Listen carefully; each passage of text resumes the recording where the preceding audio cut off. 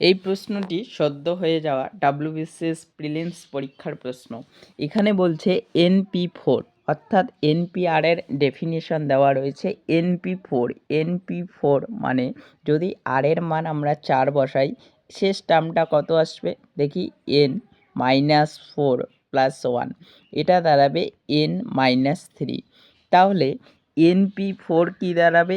NP4 দাঁড়াবে n into n-1 into n-2 into n-3।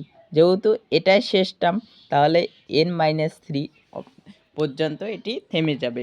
এরপর আমরা দেখব n এর মান যদি 10 বসাই তাহলে এটা কত হবে? 10 ইন্টু 9 ইন্টু 8 ইন্টু 7।